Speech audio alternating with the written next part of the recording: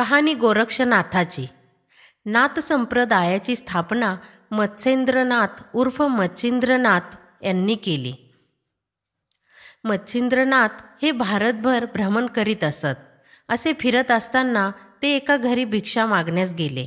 या घराला सगळे काही असले तरी संतती नव्हती। दारी एक तेजपुंज साधू आलेला पाहून घरातल्या स्त्रीने भिक्षा वाढताना आपल्याला मूल व्हावे असा आशीर्वाद मागितला। त्यावर मच्छिंद्रनाथांनी त्या स्त्रीला एक चिमूटभर भस्म दिले आणि आशीर्वाद दिला की मुलगा होईल। ती स्त्री हरखून गेली व तिने शेजारी पाजारी जाऊन सांगितले की भिक्षा मागायला आलेल्या साधूंनी मला हे भस्म दिले आहे आणि आता मलाही तुमच्या सगळ्यांसारखा मुलगा होणार। हे ऐकून शेजारी पाजारी हसू लागले। त्यामुळे शरमून जाऊन त्या स्त्रीने ते भस्म उकिरड्यावर शेणाच्या ढिगावर टाकून दिले। 12 वर्षांनी मच्छिंद्रनाथ परत तेथेच भिक्षा मागण्यास आले। परत तीच स्त्री भिक्षा देण्यास आली। तिला पाहून मच्छिंद्रनाथांनी विचारले की तुझा मुलगा कसा आहे? तर स्त्री म्हणाली की मला मूल झालेच नाही। मच्छिंद्रनाथ म्हणाले की असे होणेच शक्य नाही। त्यावर तिने घडलेले सर्व कथन केले।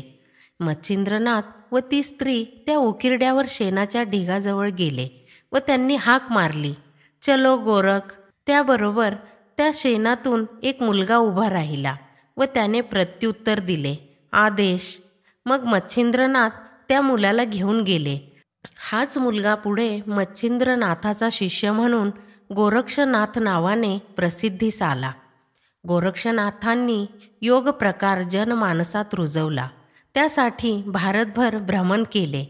यावर त्यांनी लिहिलेली पुस्तके पुढीलप्रमाणे: गोरक्ष संहिता, सिद्ध सिद्धांत पद्धती, योग मार्तंड, योग सिद्धांत पद्धती, योग बीज व योग चिंतामणी।